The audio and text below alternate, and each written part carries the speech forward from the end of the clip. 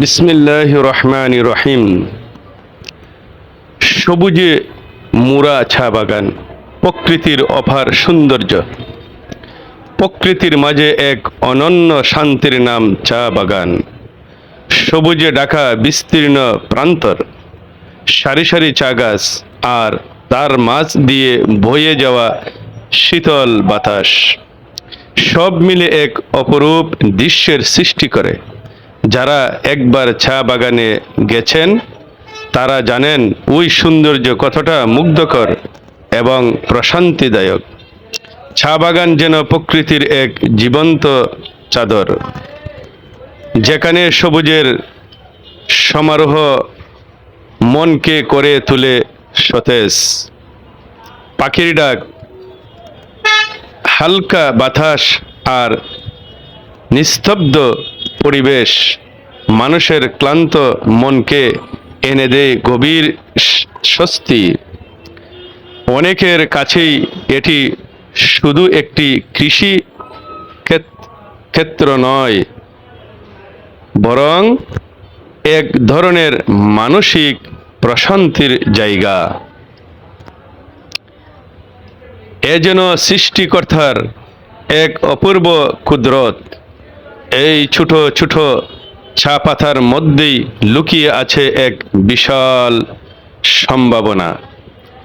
এই পাতা প্রক্রিয়াজাত করে হয়ে তৈরি হয় চা, যা আজ বিশ্বের কোটি কোটি মানুষের দৈনন্দিন জীবনের অংশ।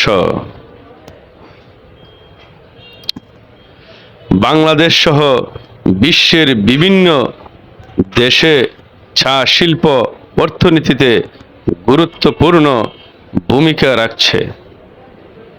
চা বাগান শুধু সৌন্দর্যের প্রকৃতি নয়, এটি কর্মসংস্থান সৃষ্টি এবং দৈনন্দিন বৈদেশিক আয়ের একটি বড় উৎস। সব মিলে চা বাগান আমাদের প্রকৃতি এক অসাধারণ উপহার, যা যেমন চোখকে আনন্দ দেয় তেমনি মানব জীবনেও রাখে গুরুত্বপূর্ণ অবদান। এই চা বাগানের উসিলা এখানে শত শত হাজার হাজার লাখ লাখ শ্রমিক কাজ করে যাচ্ছে। যে শ্রমিকগুলা কাজ করছে, রাত্র দিন পরিশ্রম করছে, ওই চা বাগানই তাদের বসবাস। চা বাগানে তারা বসবাস করতে করতে এমন কালচারে পরিণত হয়েছে, ওই বাগানে যেদিকে যাবেন, যত পাড়াতেই যাবেন, দেখবেন শুধু চা শ্রমিক আর চা শ্রমিক। কিন্তু চা শ্রমিক তার ন্যায্য পাওনা অধিকার যদি সঠিকভাবে বুঝে পায়, তাদের মনে আনন্দ প্রশান্তি চলে আসে। আর যদি এক সপ্তাহ তাদের যে অর্থ পরিশ্রমের বিনিময় যেটা পাওনার, তাদের পাওনা টাকা না পায়, তাদের মনে খুবই কষ্ট থাকে।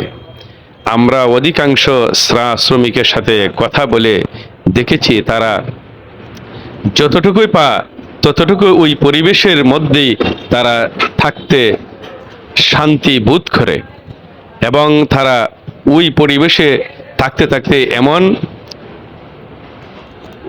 হয়ে গেছে, তারা ওইখান থেকে অন্য কোথাও থাকলে তাদের শান্তি এবং তাদের মনের যে একটা এই